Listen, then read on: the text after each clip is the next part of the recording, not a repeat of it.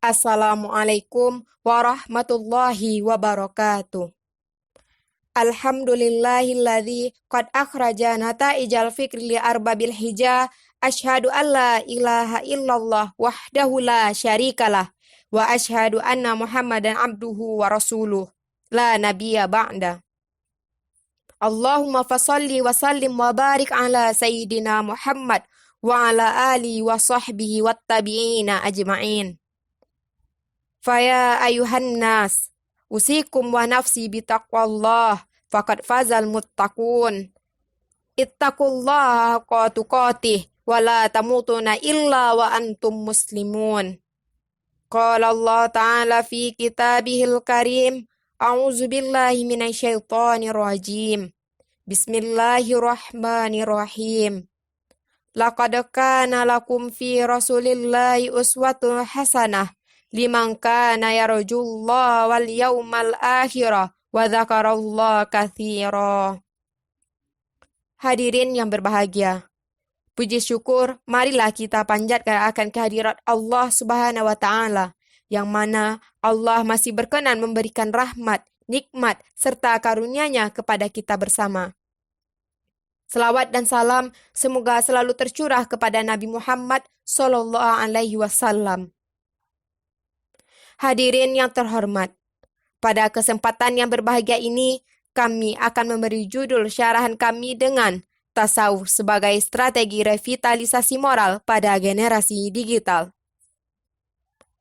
Hadirin yang berbahagia, moral merupakan laku kebaikan. Moral adalah alat pencegah kemungkaran. Moral juga merupakan bentuk dari stabilitas rasional dan wujud afeksi seseorang. Sehingga individu dengan moralitas yang tinggi akan senantiasa dalam kebaikan dan terhindar dari berbagai kemungkaran dan deviasi. Sebuah keniscayaan yang kita lihat di tubuh generasi saat ini bahwa moral telah kehilangan eksistensinya di tengah-tengah masyarakat. Jika kita lihat lebih dalam, begitu banyak deviasi sosial yang dilakukan oleh generasi muda, dan tidak sedikit pula dari generasi tersebut yang abai terhadap religiusitas. Sholat dengan mudah ditinggalkan, mereka hanya terpaku kepada layar dan gadget masing-masing dan terkesan apatis terhadap kehidupan sekitar. Teknologi secara teknis memang mempermudah berbagai aktivitas kehidupan, tetapi secara tidak langsung, teknologi juga telah mengikis berbagai nilai dan etika kehidupan. Hidup terasa kaku dan tidak estetik lagi. Tapi pernahkah kita berpikir bahwa teknologilah yang menjadi pemicu terdegradasinya moral dari kehidupan generasi? Mari kita buat sebuah simulasi logika. Jika kita flashback ke masa lalu, etika dan norma kesopanan menjadi hal yang sangat diperhatikan oleh keluarga dan juga pihak sekolah. Sikap anak mendapat perhatian lebih dan kontrol yang baik dari orang tua, sehingga tumbuh kembang anak akan terkendali seiring dengan pengajaran yang diberikan kepadanya. Orang tua juga harus menjadi model bagi anak, karena kecenderungan sosialisasi anak adalah meniru. Oleh karena itu, orang tua perlu memanipulasi lingkungan keluarga menjadi lingkungan yang nyaman dan agamis, sehingga anak akan tumbuh dengan model yang baik.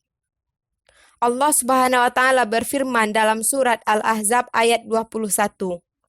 A'udzu billahi minasyaitonir rajim. Bismillahirrahmanirrahim. Laqad kana lakum fi Rasulillahi uswatun hasanah liman kana yarjullaha wal yaumal akhir wa dzakarallaha katsira. Yang artinya, sungguh telah ada pada diri Rasulullah itu suri teladan yang baik bagimu, yaitu bagi orang yang mengharap rahmat Allah dan kedatangan hari kiamat, dan dia banyak menyebut Allah. Dalam firman tersebut, Allah berfirman bahwa Rasul merupakan suri tauladan yang baik. Tentunya kita sebagai umat beliau harus meneladani Rasulullah. Rasulullah menjadi contoh dan panduan kita dalam bertindak.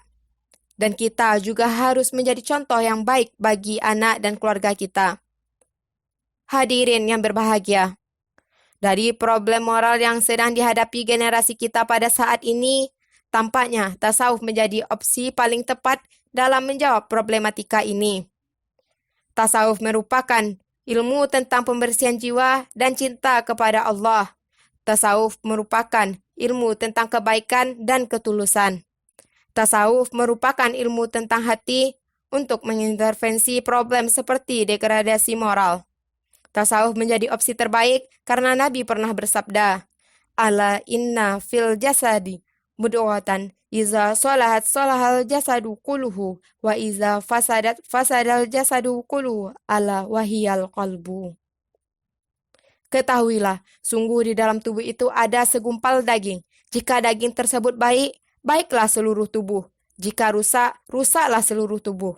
Ketahuilah, segumpal daging itu adalah kalbu atau jantung. Hadis ini diriwayatkan oleh Imam Bukhari Muslim. Hati merupakan unsur lataif yang ada dalam diri manusia. Kemerosotan moral dan kesesaran spiritual pada esensinya disebabkan oleh hati yang sakit dan mati. Maka daripada itu, kita perlu memahami bahwa hati merupakan media untuk berkomunikasi dengan Tuhan. Hati merupakan puncak rasionalitas. Tasawuf dengan makamat dan ahwalnya mengajarkan kita untuk menjadi pribadi yang fitrah dan dicintai oleh Tuhan. Tasawuf juga mengajarkan cinta kasih kepada manusia. Tasawuf juga menuntun kita menuju kehidupan yang berkualitas. Buya Hamka pernah mengatakan bahwa tasawuf di era ini bukan lagi merupakan ajaran yang asketis, tetapi refleksi tasawuf di era kontemporer ini adalah kepedulian sosial. Sholat, sedekah, haji, dan sebagainya yang kerap kita amalkan secara fikhiyah tidak efektif untuk memperbaiki akhlak kita.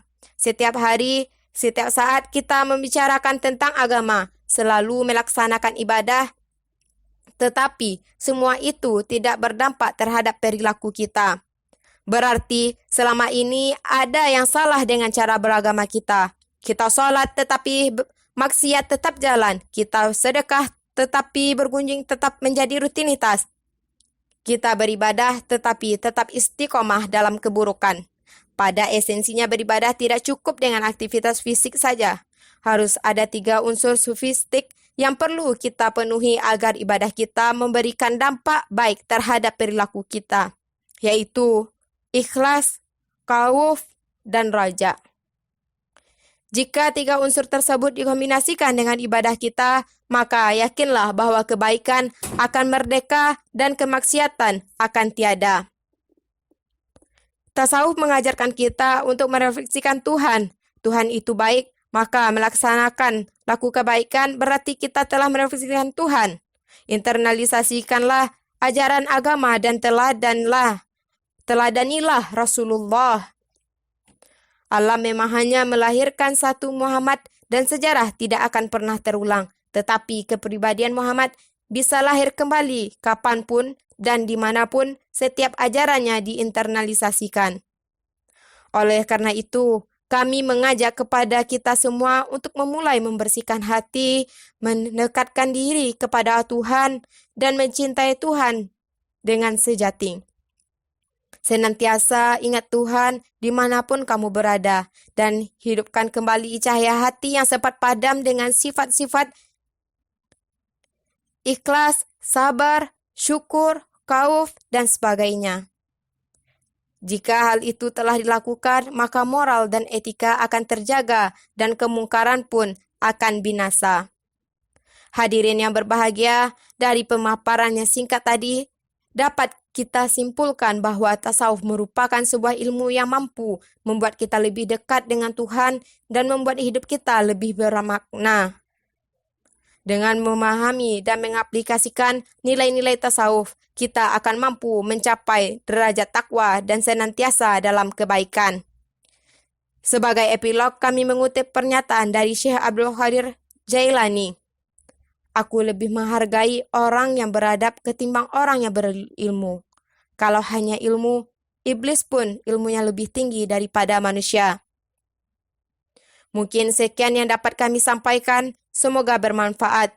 Terima kasih atas segala perhatian. Mohon maaf atas segala kekurangan. Billahi taufiq wal hidayah. Assalamualaikum warahmatullahi wabarakatuh.